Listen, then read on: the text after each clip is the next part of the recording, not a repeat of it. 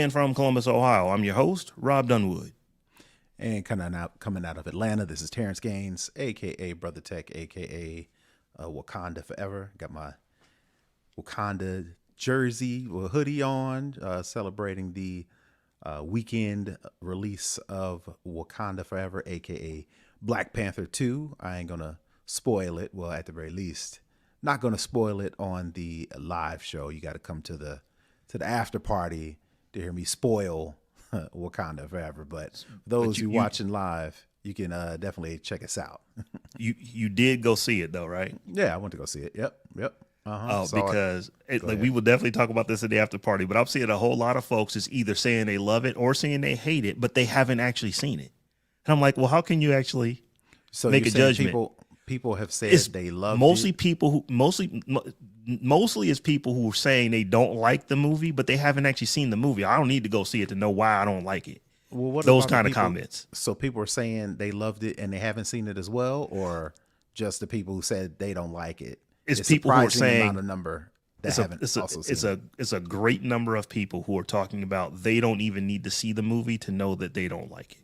And I'm just like, that is a really interesting take that you can actually make a comment on something that you know nothing about. So, but yeah, let's save that for the after party because I want to get your take on it. Anyway, let's go ahead and jump into some tech stories. But before we do, always want to allow our listeners to know that you can support the Tech Jawn on Patreon. We are over at patreon.com/the Tech Jawn. We've got multiple tiers over there. And anyone who wants to support the show in any way, if you head over there, you will get access to a bunch of things. One tier has access to our live stream and our after party. Another tier has access to ad-free RSS feeds, so you don't have to listen to our ads. And once again, either one of those allows you to support the show, which allows us to bring this content to you. So once again, head over to patreon.com/the Tech Jawn if you would like to become a patron of this show. And on that note, man, I wanted to talk about a story. This one actually popped before up. You get started, we got to make sure we address the fact there's only two of us this time. Okay. Stephanie is out this week, so we are holding it down on her behalf. It'd been nice she'd have been here so we could talk about Black Panther. I'm pretty sure she saw it, but maybe we'll have to. I was gonna say maybe we're gonna wait, but we love you. But at the same time, we're gonna keep it pushing. So we definitely look forward to her coming back. But until then, it's just us holding it down. The fort. It's just the two of us. It's just the two of us this week. But man, I was looking at a story today. And it's about Google. I don't know. I think we may have even talked about these lawsuits that states were bringing up a little while back. It might have been in the early spring or maybe the late winter earlier this year. But I read this and I read it in Chris Tucker's voice. In my mind, this is how I played when it said Google has to pay nearly $400 million to settle U.S. location tracking probes. And as I said, if you remember back in Rush Hour when Chris Tucker, he was talking to the dude that was holding the hostage taker, and he wanted $50 million. He's like, $50 million. Literally, that's what I heard. I heard in this. It's like, whose information did they get? Chelsea Clinton's. That's what I went to because like $400 million is not an insignificant amount, even for a company like Google. But according to the Michigan Attorney General's office, Google will pay $391.5 million to settle allegations by 40 states that the search and advertising giant illegally tracked users' locations.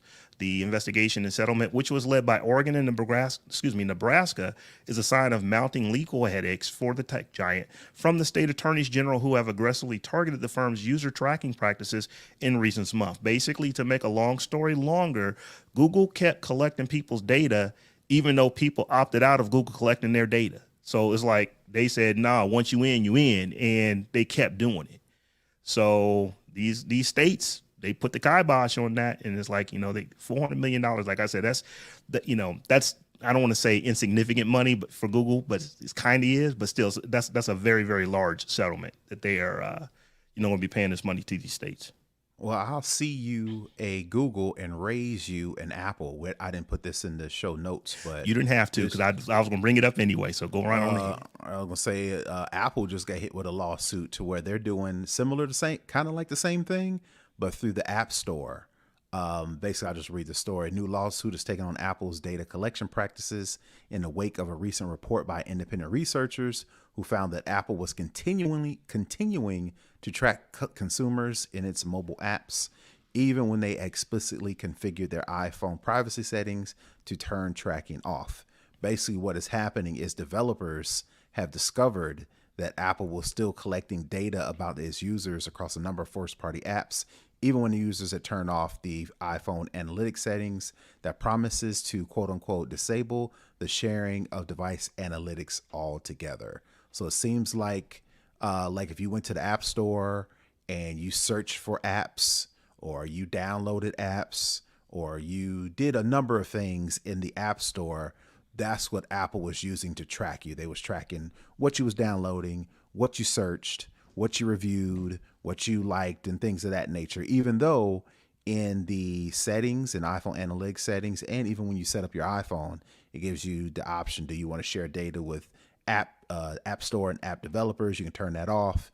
And another setting, when you go into the iPhone analytics settings, you can disable the sharing of device analytics altogether. But it seems like Apple was like, we don't care. So as a result, they are got a lawsuit, a class action lawsuit on their end. So I guess it just, to add the two stories up, is pretty much just, they don't care. We still want that data. So even though we tell you we not, we're going to figure out a loophole.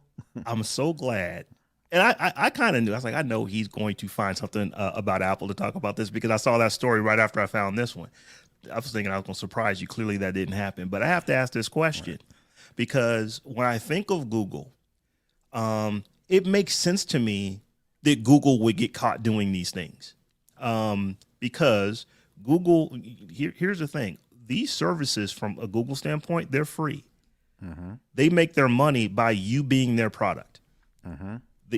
They're tracking you because they want to sell you better ads. They want to know more about you so that they can make those ads more effective. They want to make sure that the ads pop up in the right place. That's what their business model is. Mm-hmm. Why is Apple doing this? Because go ahead. Because that's what Apple wants to do in the App Store, because Apple is about to turn on ads in the App Store. So when you open the App Store, they want to know what you like, what you don't like, what you download, what you don't download, how long you stay on the app's page, so they can say, oh, we can tell advertisers that, hey, this general person, I'm pretty sure they don't have actual data, so they know it's not me personally. The data is anonymized, if I said that correctly. Anonymized? Yeah, I think I said it right. But at the very least, they can package that up and sell it to advertisers to say, yo, this person in this demographic is downloading, viewing, checking out these apps. You may want this information so you can put ads up in the App Store. So it's almost like Apple's taking Google's search engine playbook and putting that in the App Store.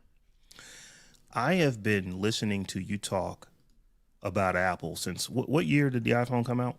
Was that 07 or was that 09? It's been a minute. Yes, 07 is when it came out. I didn't get an iPhone until Verizon carried, because it was a big hubbub back then.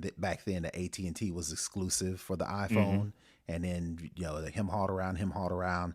Verizon finally got it, and that's when I got an iPhone. So that was back in 2009. Yep. So I couldn't remember if it was the beginning or 09, but since 09, you have basically been a huge fan of Apple devices. You have another podcast called Snob OS, to where you actually freely admit how you feel about Apple products in the title of the show. What I have never heard you do is Apple is better for any reason other than you just like it. It has never been, it's better because Apple does this and Google doesn't do that, or Microsoft doesn't do this. I don't want to put words in your mouth, but I'm trying to give you some flowers. I've never really heard you be that guy as much as into Apple as you are, to where Apple is just better because it is Apple, and they've done this. So I know that there are a lot of people, and I've, I used to be this way with BlackBerry, but other than that, since that company imploded, I have tried to say, these are just tech companies and their goal is to make as much money as possible. So yes, Apple doesn't do any of these things and it looks really good right now until they change their position. So you have to be really careful if you're going to be a stan or a fanboy on these platforms of, well, Apple would never, get my data and do anything with it. And it's like, yeah, I don't know that that's really true because they just decided recently that they want to get your data and do something with it. So so that's the kind of the angle that I wanted to, take with this particular, story. Because like I said, I'm not giving Google any pass, but to hear that Google is, they get this, this location data and you can opt out of it, but they're still getting it. Doesn't shock me. I've seen companies do way worse than that. I'm not excusing it. I want to be very clear. I'm not excusing it. I wouldn't be upset if Google was on the hook for more than $400 million. But I just have to juxtapose that is different. This is something different now for Apple. And I think the only reason that it's different is because Apple just hasn't done it before. It's just like they've just now decided that, here's a business decision we want to make. More money.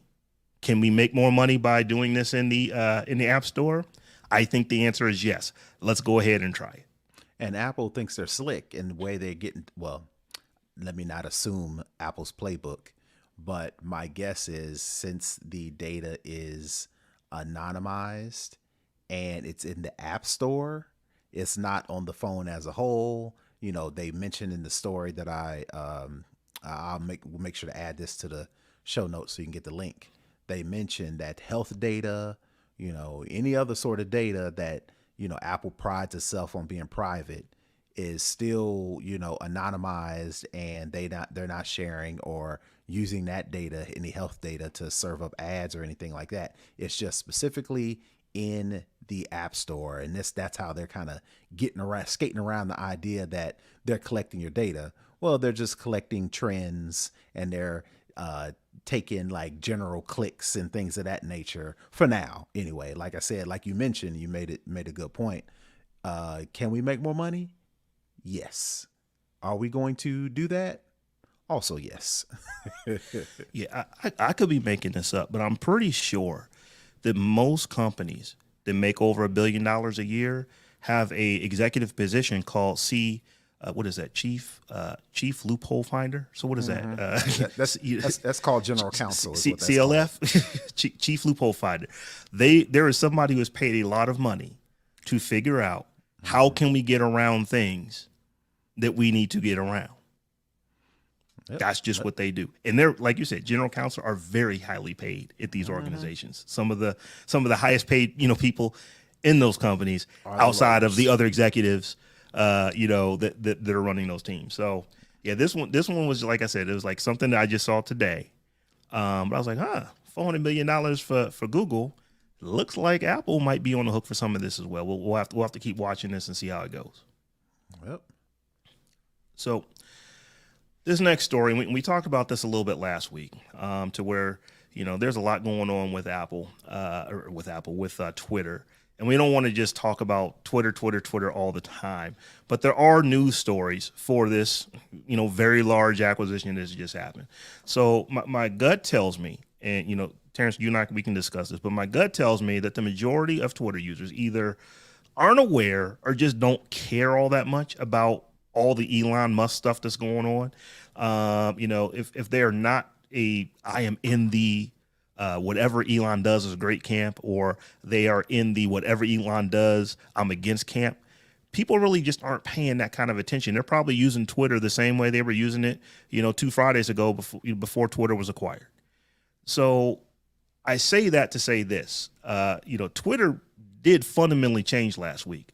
It's important that we mentioned that going on with the ongoings with the blue check mark, the blue check mark that, is used to indicate whether or not someone is actually a verified person or not. That used to be a thing. People would get these blue check marks, and that would verify that they are who they said they were, or they're an entity that is who they say they are. But that changed last week. with the launch of the new Twitter Blue, the new $8 service that Elon launched. It was one of the things he said he wanted done almost immediately when he came into the company, and they did it. But the problem, he didn't think this was going to be a problem, but the problem that they're faced with right now is that there are scammers and spammers and parody accounts and everyone else who's out there making these fake accounts with these blue check marks, and they're going viral because it's fooling folks. The biggest name that I can think of was probably LeBron James last week, where there's a fake LeBron James account. I think it's King James with a Z instead of an S, that came out and said that he wants to be traded to back to Cleveland. And it was written in the tone that LeBron James posts on Twitter. It was very believable. So unless you actually went and dug into the account and looked at it and saw, oh, wait a minute, this doesn't have nearly enough followers, and oh, there's a Z at the end of it and not an S at the end of it. Unless you did that kind of due diligence, it's like, oh, wow, this is something that you might have just hit the retweet button or you put a comment on it without realizing that it wasn't really LeBron James. That's problematic, in my opinion, for Twitter. He wasn't the only one. Adam, the first one I saw was actually fake Adam Schefter. Same thing happened to him. He put out some news that actually wasn't news, and they had to actually go back and say, no, this really didn't come from, our verified account. This came from this fake, Twitter Blue account. So I wanted to get your take on, what are your thoughts around this whole new Twitter Blue? There's more features to it than just the blue check mark. But my gut tells me most people who are getting it for, if I can get verified for $8 a month without actually being verified, that's cool. Or maybe if you're a nefarious person, I can wreak havoc. What say you? I think this is going to be more of a problem for Elon Musk's Twitter, more so than people actually following and or retweeting and or believing anything they see on the internet. Now, I know there are people who believe anything they see on the internet, but with Twitter, like, let's take the King James thing, for example, right? LeBron James is a polarizing person in general. People either love him or people hate him. It don't matter what is said. I've seen people talking about something even closely related to basketball, and somebody will figure out a way to bring in LeBron James and talk about how he is either the greatest basketball player of all time or he's never going to compare to Kobe and Michael Jordan, right? So I say all that to say, it doesn't matter to users that there are people impersonating other people on Twitter, because it doesn't matter if they impersonate them or not. The people who are quote unquote faking these accounts, they're picking these people because they know it's going to get conversation, but I don't think it's going to force people to actually do or compel them to act in a certain way, because people just like to talk. Now, what I think is going to happen is this is going to cause chaos for how Twitter works. And I think people are using this to disrupt Twitter to maybe scare or force or compel Elon Musk to do something different by saying, look, all right, you put out this new thing where people can get verified with just as little as $8. Let me wreck this. Because what do people like to do? Wreck things. So how can I wreck something? Pick up a popular or polarizing person and see if I can get some run with this to where it forces Twitter to rethink. And that's what I think more people are doing. I think they're using this more so to kind of wreck or disrupt Twitter, more so than trying to get people or compel them to do or say something because they think they're following a real account. So I think one of the reasons that Elon Musk wanted to, push out this new Twitter Blue with the speed that he pushed it out was because he is really generally concerned about the number of fake accounts, the number of bots that are on that platform. This was, bots was his reason for trying to pull out of the deal in the first place. And I think that, in his mind is that, okay, well, if I am making people pay $8 a month, then the fake people are not going to have unlimited credit cards. They're not going to have unlimited money to just keep creating accounts over and over again to just troll people and put out fake news and this and that and the other. I'm not making that up. This is what he has actually said. I'm paraphrasing, but this is what he actually has said. He wants Twitter Blue to combat. I think he severely he didn't understand. He underestimated the ability for somebody to say $8 a month to potentially fake Earth into thinking I'm LeBron James. Mm-hmm. That's worth it. Because that went viral, and it wasn't just like 50, 60 people, reposted that. There were hundreds of thousands of people, where this news came out. You and I have seen all kind of websites where a lot of times it'll be a news article, but the news article actually has the tweet embedded in the news article that they're pulling the information from. That was happening with a fake account. And again, I think that is to disrupt Twitter, not necessarily to get some rocks off. I think it was purposely designed. It's like, all right, we're going to try to disrupt what this whole blue check thing is. Let me see if I can get some push out of this to prove the point that this new process or this new thing, this new setting, this new feature is whack. Yeah, and I don't think, or I don't know. I don't know what the case is because we haven't heard about all the accounts. Have they found every single Twitter Blue account that's fake at this point? Probably not. I fully expect that we're going to hear about a fake account that actually was sending somebody to a link and they were making money off of folks nefariously. I fully expect that to happen. A scammer is born every minute. Yeah, I fully expect that to happen. And my perspective on this is that I understand what you were trying to do, but I think that two things are happening. Number one, you're not, rectifying the problem that you were trying to rectify. And two, you have created a problem that is probably just as bad as the problem you were trying to fix. Because like I said, if it, there's the number of people who retweeted that thing out, if that would have sent you to a link somewhere to where you could, send $3 here, or do this or do that. I'm not saying that they would have made millions of dollars, but they would have made dollars. And that's the whole point, because you thought it was LeBron James. I'm sitting here and being honest with you. I see LeBron James tweets come up all the time. And I just assume that they are him because it's a picture of him. It's his, it's his name that I know is his name. And it's got that, that blue check mark. I used to just assume that was a LeBron James. Now, I wasn't going to spending money off of his tweets, but I did assume the things that LeBron James was saying were the things that LeBron James was saying. You can no longer make that assumption as of last week. That's true. And to me, that actually really hurts Twitter. To me, when, because it's not just, we think, well, there's just, people who are out there trolling folks. And then there's us on there. We just, lightly get on there and, are amused by, another social media platform.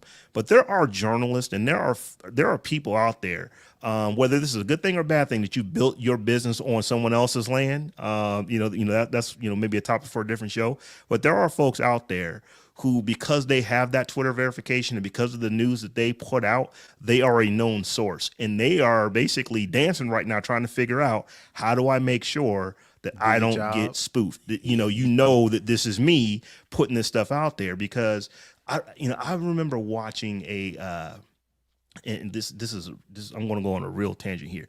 It was a Law and Order Special Victims Unit episode. It was like the start of like the season of 2020 or something like that. And basically the way it started off was a Karen filming a bruh in the park. She said that he was harassing him and this and that and the other.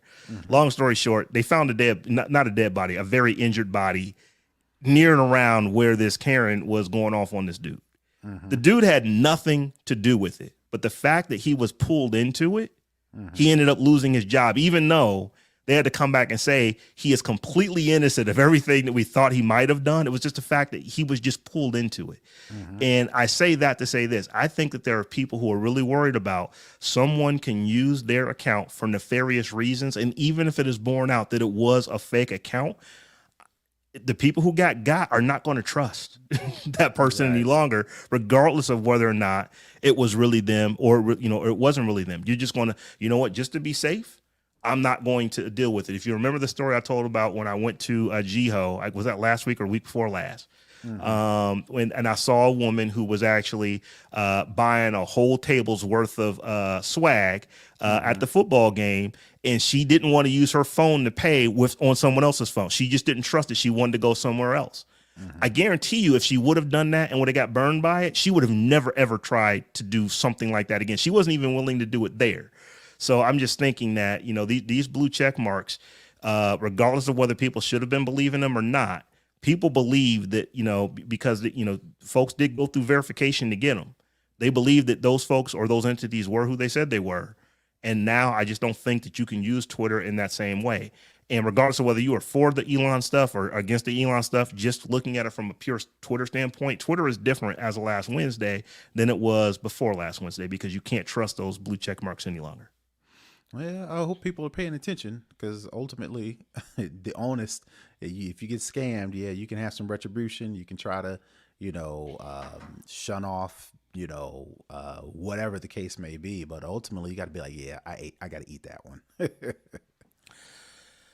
So, Terrance, you put in the notes some links to what dominated the news last week. I think this FTX stuff started around Tuesday last week, and literally it was like the top news, as far as finance and tech all last week, and even today we're still making some noise. But FTX, is a complete meltdown.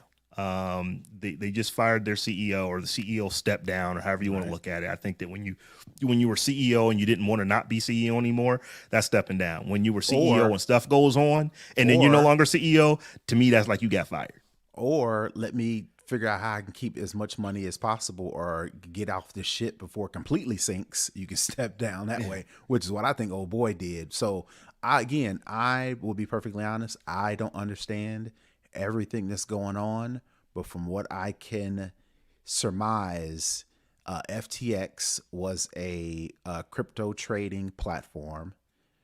FTX, the person who was the CEO, this guy named Sam Bankman-Fried, he was using, and this is like the super 30,000 feet breakdown that I've gotten so far, is in addition to running this FTX crypto trading platform, he also had their own cryptocurrency, and regular people like you and me that were investing in this cryptocurrency, he was using this money, leveraging this money as collateral for making some trades on his own, or he had another company called Alameda or something like that. That was the group that was actually using this cryptocurrency money that people were investing in this this crypto that he created, and he was leveraging that to use that as collateral to do some other stuff. The other stuff flopped, other stuff failed, and as a result, people started trying to request their money out of this crypto and move their money out of FTX. And since he was using the money as collateral and didn't have the actual money, they couldn't give people's money back one for one, because when you're like a Coinbase, or when you're like a crypto.com or a Kraken or some of these other ones, if people want their money back, they should be able to get their money back. And if you ain't got the money in there because you was using their money to do something else, everything tanked. Now they got to file for bankruptcy because they just don't have the money to give people their money back. The stock market tanked, all that other stuff, not the stock market, but the value, everything tanked. And now, again, like I said, either for getting fired because you messed some stuff up, or let me get off this ship before it sinks all the way and I lose all the little money that I weaseled out of people. He's decided to step down as CEO. Yeah, I'm wondering if he's going to ultimately have to worry about whether he's going to end up going to prison or not. Because I think you summed it up very well. What he did was people bought his cryptocurrency. They spent actual money on his crypto, or traded actual other crypto for his particular token. his company supports. He then took that money and used it as leverage for investments that he made other places. Stock market, the crypto market goes down. People are trying to cash out. They want their money, but they can't because their money is locked up in investments that he's got going on other places. Therefore, his company is not going bankrupt. So I actually went and looked. I wanted to see what are the biggest bankruptcies, in the history of the United States. The one I can think of. Well, no. So Enron is on the list of of like top 10, but number one is Lehman Brothers. Lehman Brothers was almost $700 billion.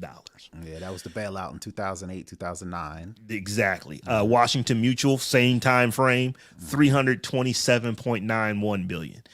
Then you go all the way back to the beginning of this century. WorldCom, that was a big tech one. WorldCom went under. That was $82 billion. Citigroup, $71 billion. Pacific Gas, that was actually recent. That was just right before the pandemic started. Pacific was $71 billion. Enron is right there at 65. Kinesco, GM, Chrysler. These are like the biggest of the big. This is sitting at $50 billion. That's what they think. But $50 billion is the levels. That puts it in the top 10 of all bankruptcies of all time in the United States. So the reason why I put this in there is because I wanted to ask you the question, and you actually added to it that they are the top 10 of all time now. What does this do for cryptocurrency as a whole? Is this just it is what it is? Companies make money, companies lose money, or are people who were already kind of skittish about it or on the fence or wasn't sure? What does this do for their confidence in investing in or adopting crypto? Does this hurt it, or this is no big deal? It's just how businesses go, and sometimes they mess up. No, this is a big deal. When you talk about this bankruptcy think about this. Chrysler. How big of it? Maybe not today, but back in the day, how big of a name was Chrysler? There was Ford, there's GM, there's Chrysler. Chrysler's bankruptcy is only $39.3 billion. This is $50 billion. This is a bigger bankruptcy than Chrysler. And I know that, folks are going to, who are financial analysts. I am not one. I know you can get into the numbers and, what is real numbers, what's derived money, all that kind. I know that those are things that you can say, but according to this chart, this is a top 10 bankruptcy in the United States. I think this adversely affects cryptocurrency going forward in a huge, huge way. And the markets are bearing this out. You saw Binance, who is a ginormous exchange. They were trying to figure out things they could do to help, potentially bail this company out because they know how bad this would be. And they're like, nah, dog, that's going to be a no for me. Essentially, they're saying it's so bad. They looked at this company's financials. It's like, no, it's so bad. We can't touch that. We're not going to help you.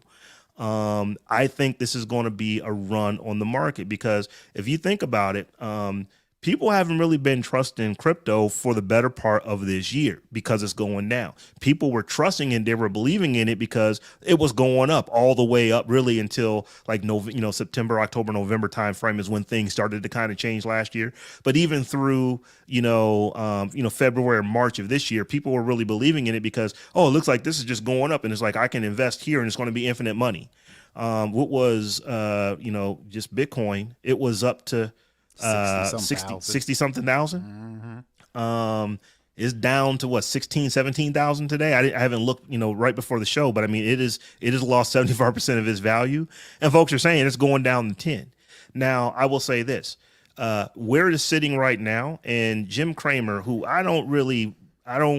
I'm not a stand for that dude. I don't recommend anybody go get your financial advice from Jim Cramer. If you like him as a TV host and he's entertaining to you, then listen to him. But you just be warned, that dude he's wrong a lot. He's wrong an awful lot on a lot of things. And his co-host stay be having to dig him out of holes on a regular. Stay be doing it.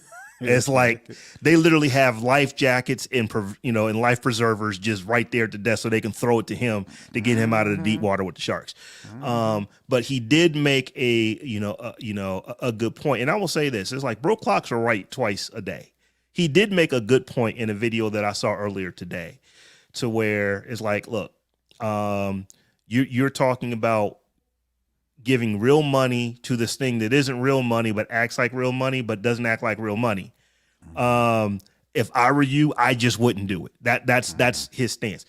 Like I said, I'm not co-signing what he says, but as someone who has invested heavily into crypto, things are different today than they were before. I have seen crypto go up. I've seen it come down multiple times. It has never been at 60,000 plus and come down. That's this is the first time that's happened. And I don't see it getting back up there for any time in the foreseeable future. I mean, it's foreseeable, like in the next 6 months, the next 10 months, will we get back up to 60 as quickly as we came down from it? I don't think that's going to be the case. I think we're going to be years away from getting there. So unless you are playing the extremely long game, I think you've got to be careful. And just to get around to the question that you asked me, will this affect, or how will this affect? I think it's adverse for everything. I think that, it's going to be, adverse effect for Bitcoin. It's going to be an adverse effect for Ethereum. I know Ethereum right now, they're like, we just went to 2.0. It's like we just coming out the gate with our new stuff, and now this is what we got to contend with. I literally believe that the executives over there, that's kind of how they're thinking about right now, because would you be willing to put your money into this ridiculously volatile stuff that is very easy to play around with other people's money? I mean, they changed laws when Lehman Brothers, went out of business. Those laws really don't affect these companies, and that's kind of the allure to to crypto. There is no FDIC insurance. You don't get your money back because they made a bad investment. That doesn't work like that. Not yet. Now, of course, not with FDIC insured, but like I put in the comments, regulation is coming. I strongly believe that somebody's going to step in and be like, all right, we're going to do something now. It ain't going to be completely under our control, but something's going to happen as a result of something like this. Specifically, you mentioned Ethereum, getting blowback as it relates to this. I put in the story notes about crypto.com CEO had to do a ask me anything type of town hall to kind of smooth people over to where he says, we never engage as a company in any irresponsible lending practices. We never took any third party risks. The fact that he has to go on and kind of reassure people who are fans of crypto.com, because crypto.com kind of came out around the same time as FTX. They were kind of doing the same things. You think of FTX buying naming rights to Miami Heat's arena. Crypto.com bought the naming rights to the Warriors arena that they the Lakers. The Lakers. I'm sorry, the not Lakers. The Warriors. Yeah, the Spectrum Lakers. is now the Crypto.com. It's called the Crypt. Okay. Yeah, it's the nickname for it. Yeah.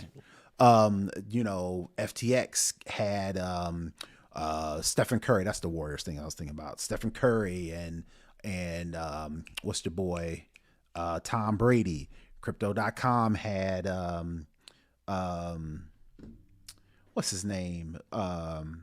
What's the guy that played? Jason Bourne. Yes, Jason Bourne. I cannot think of his name.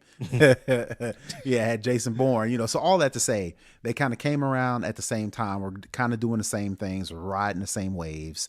And then when FTX got hit, crypto.com had to come out and say, hey, that ain't them. That ain't us. That's them over there. You mentioned, like I said, you mentioned Ethereum having to smooth people over. So with just the blowback from those, I think is going to make a ripple into other people having some issues to where they may want or may entertain the idea of what does cryptocurrency regulation even look like? And the fact that people are asking those questions may lead to other questions, may lead to other things. And then before you know it, we've got some sort of regulatory something down there, but ultimately, and one more thing, I think ultimately what's going to make crypto less volatile to where some of these things that happen won't affect won't adversely affect crypto is if crypto can quickly identify a use case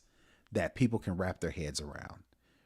They understand that there's some sort of blockchain, but really people don't know what blockchain is. But there needs to be something to where people say, "Oh, I can use crypto for that." The art and NFTs. We ain't even talking about that anymore, right? There needs to be like a use case to where people can wrap their heads around, to where when news like this comes out, it doesn't like adversely affect everybody involved. It's still kind of like, all right, like you mentioned, Chrysler went out a bit, not Chrysler. They bailed out all GM, all these Ford, all these companies got bailed out back in 2008, 2009, but people still understand the use case of cars. So Yes. they're like, this sucks, but I need a car, so I'll just go to Toyota or Hyundai or Kia or whatever the case may be.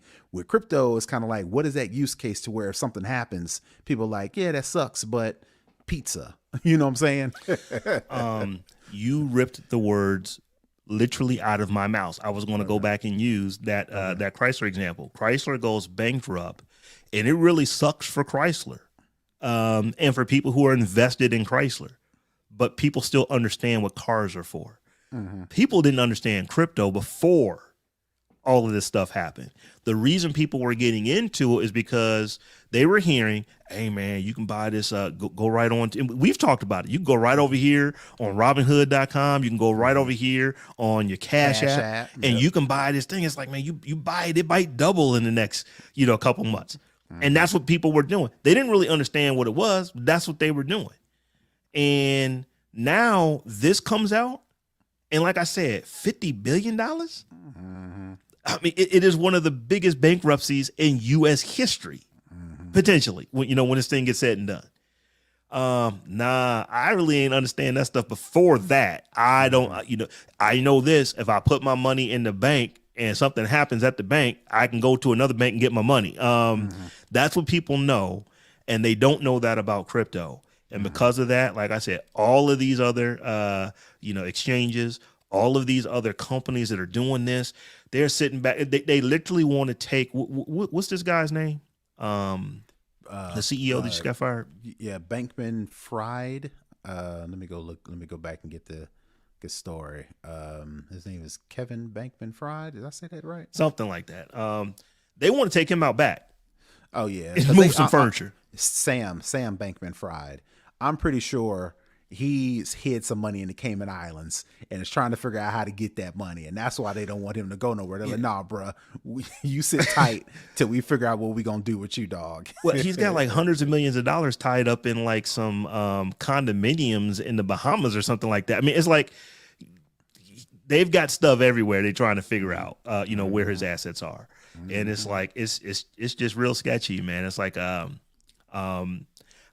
we haven't talked about crypto on this show for a while. Why? Because it's kind of fallen out of the news, and we kind of talk about what's hot on the news. And we've had some of our biggest shows have actually been, and we've had somebody to come on and explain much better than you or I can what crypto is, what a NFT is, all that kind of good stuff. And those are very, very popular shows. But the reason we haven't done them in a while because this stuff has been tanking and it's kind of toxic right now.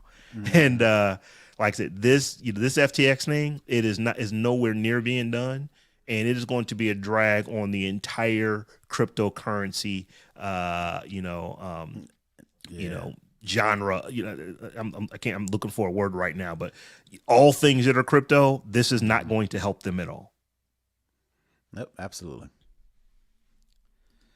So, one of the stories that we're going to talk about here, we've kind of been talking about it for a while, and I just asked a question, about tech winter. Is it getting colder? Because we have just heard, I believe it was last Wednesday, Mark Zuckerberg announced that Meta is laying off about 13% of his workforce. That's more than 11,000 employees. Amazon, as of today, has reportedly they're laying off, 10,000 corporate employees as early as this week. Those cuts will focus on Amazon's devices organization, including voice assistants like Alexa, as well as its retail division and its human resources. So we're talking about tens of thousands of employees there. And we keep hearing all of these big, big tech companies. Now, everyone in FANG. So you've got Facebook, Apple, Netflix, Google. They have all done massive layoffs of a lot of people.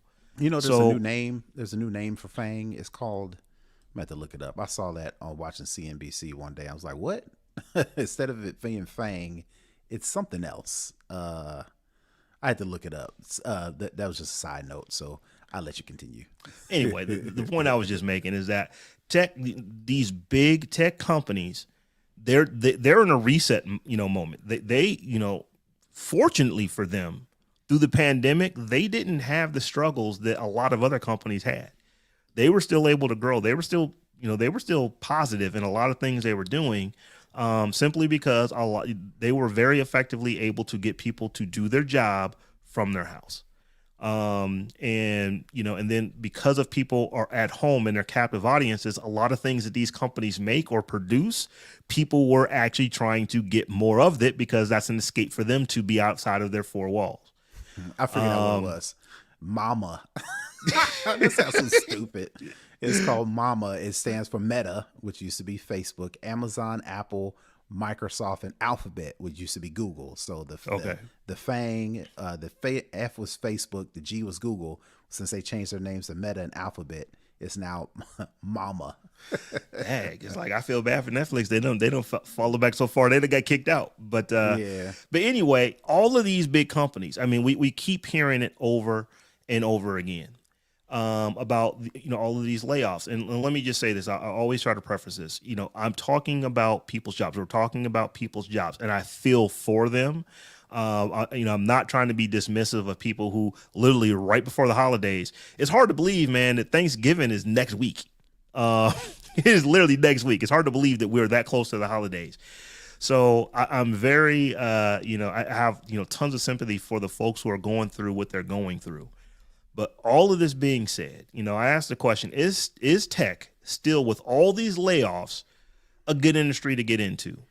And I'm going to let you give your answer, but I'll just, I want to, tell you what mine is right now. Mine is a resounding yes. It is still a good area to get into, and I'll explain more, but I want to hear your take on that. Well, yes, it is. But I want to go back to what you said, to the topic as to this winter, this tech winter. In my opinion, I think companies don't want to be that lonely island when they eventually announce their layoffs due to, if we're in a recession or preparing for a recession or whatever the case may be, for whatever reason, they're going to do it, right? And we kind of know they're going to do it. But no one company wants to be in the middle of nowhere by themselves announcing that they're laying off X, Y, and Z, or hiring freezing or restructuring or whatever the case may be. So what these companies have figured out is, all right, here's what we're going to do. We're going to all announce these layoffs together so people can just talk about the why as to why they're laying off, not the who. Because right now it's everybody's doing it. Facebook, all these companies that you mentioned. But imagine if it was just Facebook that announced that they're laying off 10,000 employees. We will all jump on Facebook's back, or Meta for lack of a better term. Well, not for lack of a better term. That is the better term, Meta, right? We're all going to jump on Meta and say, oh, see, Meta, they all they care about is profits, and all they're going to do is lay off people to make sure their bottom line looks good. But if we're talking about Meta and Amazon and so-and-so and this, that, and the third, people are almost like, oh man, what's happening in the industry? They're taking kind of like the heat off of the individual companies. So all these companies have decided, all right, well, now's the time. If we're going to lay people off, if we're going to restructure, if we're going to do anything that may adversely affect the stock price or may adversely affect people's thoughts on the company, let's do it right now while them other jokers are doing it. So everybody takes the heat, not just one of us. That's just my personal opinion. I want to do my best Stephanie Humphrey impersonation where she would put her finger up next to her nose and actually say, there's no doubt in her mind, maybe with an expletive or two, that that these companies have all decided that if we can do this better than Twitter did it, we ain't got to take that kind of heat. Mm-hmm. So we're going to go ahead and do what we probably should have been doing slowly over a long period of time. But because we didn't want that stock price to fall, we haven't had the opportunity to do it. So my gut tells me she would say something, about that. Just basically co-signing what you've just said, that a lot of companies, okay, well, this company went, now I can go. This company went, now I can go. No one wants to be first. No one wants to be last. So Nobody let's wants to be get it all. either. Yeah, no one wants to be alone. It's like, if you fail, you get busy people. There's a sales thing. When you're losing a sales deal, you pull everybody into that so you don't lose it by yourself. And that's kind of what's happening here. Now, that being said, I do believe that we need to have a reset. These companies have been growing madly. I mean, they've been growing rampantly since the last tech downturn. So we're over a decade out from that. It's been a minute since these companies have had these type of layoffs. In some cases, they've never had them. Amazon has never done one is what they're doing right now. So I don't think all of it is just, because Microsoft did it or because Netflix did it or because this company did it, we're going to do it. But I do think that those other companies going first gave them cover to where we're not talking about them, as you said, in the same light that, we're talking about Twitter, just because Twitter apparently did theirs so poorly. So, to get back to the question that I asked, should you still be looking at tech as if you're trying to make a career move or something to that effect? And I say, absolutely. And I even went and put some numbers in here. So let's see here. Demand for tech talent continues to grow, with the number of job postings growing 45% since the beginning of the year, increasing 52% compared to the first half of 2021. We're still in 2022. And yes, we did have down numbers. Last month we had down numbers in, I believe, June. As far as tech numbers, and we clearly are going to have them for September and this month, when they get all counted because of all these layoffs. But overall, the industry is still growing. And here's the other thing, we are talking about these tech giants. We're talking about the Microsofts and the Amazons. Amazon has over 1 million employees. It's a ginormous worldwide company. But in the grand scheme of things, when you look at if you were to add up all of those jobs that they have, and then you were to look at like all of the, the medium-sized businesses and smaller, the number of jobs that they have, I don't want to say it's a rounding error, but there are way more small companies hiring people in tech that are not doing these layoffs right now than there are big ones laying folks off. So the other question is, well, because of all these layoffs, and a lot of them are not because, it was just bad employees, it's just because we have to, cut to a certain, number. Are you going to be flooded right now with a lot of people looking for other jobs? Yes, you are. There's going to be a lot of folks who are looking right now because they've just lost their employment and they've got to go try to find something else. There are still more opportunities available for people moving into tech, even with all these folks who are now looking for new jobs, than there are a total number of people that are capable of filling them. So I'm still a stand for tech. If you're looking for a career to get into, tech is definitely where you want to go. The genie is out of the bottle. Companies are not going to start, they're not going to start, stop using big data. They're not going to stop using AI. They're not going to stop building robots. They're not going to stop doing all these things that require people who can actually think with a technical mind and analytical mind and code here or do marketing for, technical companies there, or, do HR for technical companies, over here. That stuff isn't going away. It may have gone away at Microsoft. It may have gone away at Netflix. It may have gone away at Amazon. But when you look at the industry as a whole, there are still way more jobs than there are people to fill them. So I'm still a stand for I think this is still one of the hottest industries to get into if you're looking to make a career change. Now, I'm going to do my best Stephanie Humphreys impression and say, however, companies, people are people are recognizing, and people should recognize, you should not hang your hat on just one company, because these companies do not have any love for you. When the time comes and they need to balance their books and they need to evolve, and this, Saray says, where's her comment, the cycle of technology and evolution and things like that, that's going to happen with or without you. So yes, definitely get into technology, but it cannot be oh, I'm going to retire from this company and oh, I'm set for life. So I'm going to invest all my stock options and I'm going to take all my incentives and reinvest it back into the company. Yes, you can get into tech and work for these big companies and maybe find, your ideal job or ideal position or ideal team with a particular company, but do not to go into any company, not just since we're just talking about tech, but in general, the company loyalty on the company side is, in my opinion, gone. So as an employee, you almost need to go into a company, tech or whatever, as you look at yourself as you are a contractor. Even though you're fully employed by this company, you're not W-2, but you need to go into it like, hey, I am a data analyst specialist. I am a cybersecurity specialist.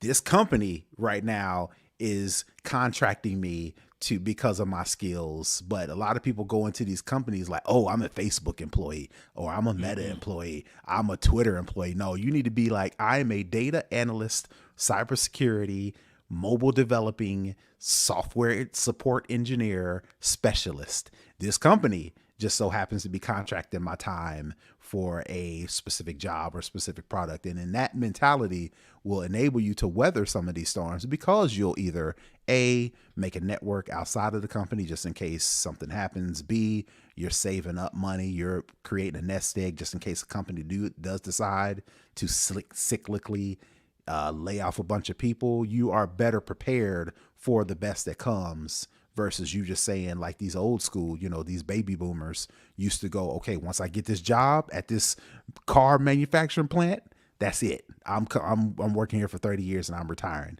You cannot take that same attitude into working with tech. Yeah, and an uber example of that is like culture in Japan, where you get a job and you start that job when you're very young and you leave that job when you are no longer going to work after that. You literally are there for life. I don't want to say it's ever been like that here in the United States, but it's been close to it. It's like, I'm in the Midwest where we've got all these steel mills and, or I should say we used to have all these steel mills and car companies, car plants, GM, Ford, Volvo. I mean, there's just a bunch of car companies here in the Midwest around where I live. And when I was coming out of high school, if you could get one of those jobs working at GM, you just kept that job. Because when, in 90, when I graduated high school, you went into GM and you thought, oh, I can just work there forever at the Lordstown plant because my parents did. If it worked for them, why can't it? That is a heck of a lifestyle to literally come out of high school, go into GM and work there forever. But if that's what you did, I personally have classmates that did that. And when GM went under, when the Lordstown plant closed, they're like, now what do? I've got to move to Kentucky. I've got to move to South Carolina. I got to move to where these other plants are, or I've got to find another industry to get into. Things have changed. I have been in IT since 1995. I've been a hiring manager most of that time. I think I actually became a manager that actually had the opportunity to hire and fire people around 99. So I did that for 20 some odd years, and it used to pain me to say this, but in IT, especially when you're on the lower end of it, you're just kind of getting into it. You're fresh out of college, or you're fresh off of you took a boot camp and you learned how to do something. And you've got a skill set that somebody's willing to pay you well for. As you're saying, you can't think that job's going to be there for you for 20, 30, 40 years. You need to be thinking about in 24 months, what can I do to significantly increase my my salary and potentially move somewhere else? Because hiring managers today, go ahead. Or it ain't got to be just salary. Saray puts it in here well. She said, I think it has to be whether a company and my goals are in alignment. So that's how we benefit each other. If we're in alignment, sure, we'll roll with it. But as soon as the company's goals, the company's benefits, the company's mission, the vision, or your salary as it relates to this company isn't in alignment, you got to be thinking, all right, what's my other options? For the longest, People have just grinned and bared it. You know, I'm a ride or die. You know, I'm a hang in there. Tough times, good times, things of that nature. These companies they ain't no love. You know, how's it? How does Chris Brown say these companies ain't loyal? I got to find a better way to say it, but yeah, these companies ain't loyal, so you shouldn't be either. Right. So, man, like just to wrap this up, and we're going to get to a spotlight here in a second. It's like I just want to, folks that are like, I see all these people getting laid off. Should I do this? Yes, it is the fastest growing industry in the world. Yes, you should go into tech. You should. You should have a plan to go into tech. Just don't be like, I'm gonna show up in tech. I think some people feel like I'm just gonna show up in tech. No, you have to be specific. Yeah. You have to have a plan. You have to have a goal. You have to have a a hierarchy of steps you need to take, whether it be community college, whether it be certificates, whether it be going back to school, whether it be a boot camp. You need to set out a plan. I think a lot of people just say, I just need to get into tech. And then they go on Twitter and do a search on how to get into tech. I say this about a lot of stuff. Getting into tech is not easy, but it's simple. There are multiple steps, but it ain't like 89 steps. It's like, go learn this. You're probably going to work somewhere that isn't paying you that great when for that first job. But you learn how to, you kind of learn on the job. You're working for a like a nonprofit or something like that. You may even have to do some volunteer work or something like that, just so you can say, I've got experience doing X, Y, and Z. So yeah, there's a lot of folks who think, I'm just going to go take this boot camp, and then when I get done with the boot camp, I'm automatically going to walk into a $120,000 a year job. Sometimes, maybe, depending on who you are, what you did before you took that boot camp. But I don't want to paint that picture for everybody. You may have to grind and hustle, but it is definitely something that, like I said, if it is, I love tech. It is rewarded me well, and I think that like this next generation coming up, it'll reward you well as well if you decide to get into it. So, as I said, we do have a spotlight this week. We're going to be talking about Jawn W. Thompson. John Wendell Thompson is an American technology executive who was the chair of Microsoft from 2014 until June 2021, and has served as the chair of Illumina since 2021. He is former chief executive of Virtual Instruments, a vice president at IBM, and the former chief executive of Symantec. Born at Fort Dix, New Jersey, Thompson attended John F. Kennedy High School in Riviera Beach, Florida, now Suncoast Community High School. He received his bachelor's of business administration from Florida A&M in 1971 and an MBA from MIT Sloan School of Management in 1983. Thompson began his tech career with a 28-year stint at IBM, which included senior executive positions in sales, marketing, and software development, and lastly as general manager of IBM Americas, as well as membership in the company's Worldwide Management Council. In 1999, Mr. Thompson became CEO of Symantec, and in 2002 was appointed to the National Infrastructure Advisory Committee, which makes recommendations regarding security of the critical infrastructure of the United States. After retiring as CEO of Symantec in 2009, Thompson in 2010 was recognized for his commitment to education in Silicon Valley at the Silicon Valley Education Foundation's 2010 Pioneers and Purpose event. He received the Pioneer Business Leader Award, which is awarded to individuals who have achieved outstanding accomplishments in business and education. Thompson joined Microsoft's board in 2012, and on February 4th, 2014, was appointed as chairman of Microsoft, succeeding Bill Gates on the same day that Satya Nadella replaced Steve Ballmer as Microsoft CEO. Thompson said that he joined the board because he had admired Microsoft for many, many, many years and considered Microsoft to be one of the true iconic companies in our country. So this is Jawn W. Thompson. Now, I remember first hearing about him when he became the CEO of Symantec, because that was a big deal. It's like, bruh became a CEO of one of the biggest, most, well-known, respected tech companies out there.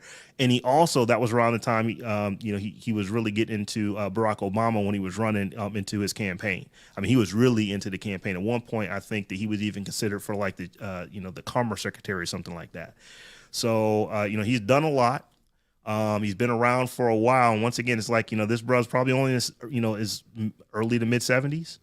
And and he's still out here doing what he's doing. So yeah, this is another spotlight that we wanted to talk about. And I don't know how we missed this one. It's like somebody who was, the chair of Microsoft. We haven't had them yet. It took us a year to get to him. Yep, shout out to him. And still, like you say, he's still out here doing stuff too. He's still doing stuff. Like I said, he is currently the chair of, let's see, what's the company? Illumina. He's been there since 2021. He also is a venture partner at Lightspeed Venture Partners. Looks like they're doing something over there too. So giving back as well. But yeah, I remember that he was, and this is back in the day, but he was I think he was one of the 10 highest paid CEOs in the world at one point at Symantec. So brother, I mean, he was making bank. He was making, I think it was just south of $100 million a year. I think he had like a $78 million a year salary or something like that, plus bonuses. So, you think about that. You actually go to a job and can make $100 million doing the job, not selling stuff and, buying stuff. He actually had a job. That's what they paid him. Clearly that's stock options and bonuses and all that kind of stuff, but that's a lot of money to make. So, John W. Thompson. So also we have a new patron this week. So I want to shout out to Kimberly Smith Adesina. Last name is Smith Adesina. It's hyphenated. So she became a patron actually earlier today. So wanted to make sure I checked this to make sure if we got anybody new. So wanted to give her flowers and thank you for supporting the Tech Jawn. And anyone else who would like to support the Tech Jawn, head over to patreon.com/the Tech Jawn. That's the Tech JAWN. Sign up for any of our tiers over there, and you as well will get a shout out on the show after you do so. Well, we thank you kindly. So, Brother Tech, that's a show, man. That is it. Yep. Think it's time for us to let folks know how they can get at you. Yep, you can find me on the interwebs at Brother Tech. That's BROTHATECH. And actually, I did a story over on PC Mag. For those who don't know, Apple is going to be dragged kicking and screaming into adopting USB-C as their port for the iPhones. For right now, they got the Lightning port. But EU has said that's got to change. So by the end of 2024, Apple's got to go USB-C. So I wrote a nice little story in PC Mag on what to do to prepare for a USB-C iPhone. So definitely check me out on PC Mag. Just do a search for my name, Terrance Gaines, and all my stories should come up there. So definitely check that out. Show me some love. What's your take? Will it be the next iPhone or the one after that? It's USB-C. That is a good question. The rumor was this iPhone, the 14, was supposed to be USB-C. So, of course, the analysts, they're not always right. But if there were rumors that the iPhone was supposed to be the USB-C this year, typically how Apple runs is the following year is when it actually happens. So you could make a safe bet to say the iPhone 15 will be USB-C. But the way the cycles run, Apple's got at least until the iPhone 16 to be USB-C. But you can make a safe bet that next year in September, you'll be switching all your Lightning cables out for USB-C. So I will say this about Apple. I just saw someone who got the new iPad. Mm-hmm. The little dongle you've got to use for the pen. That's just ridiculous. That is so stupid. Why would they do that? The first one was stupid, so that they actually have to switch it out for another one is equally as stupid. But again, that just goes to show that Apple's got to do something, because having a iPad with USB-C, but the highlighted tool that you use to create on an iPad, you can't even charge it without an adapter. And I don't think that's Apple just being like, oh, we can sell this $10 adapter and make more money. I just think they're in the process of transitioning everything over to USB-C, and the Apple Pencil just ain't high on their list right now because we got to worry about this iPhone to make it USB-C. Because I'm just thinking that thing is going to be so easy to lose. So easy to lose. Yeah, right. But anyway, I am at Robb Dunewood on all the things, and we are also at the Tech Jawn on all the things. So the Tech JAWN, pretty much everywhere on social media. So come holler at us there. But until we meet again in a week's time, Peace. Peace.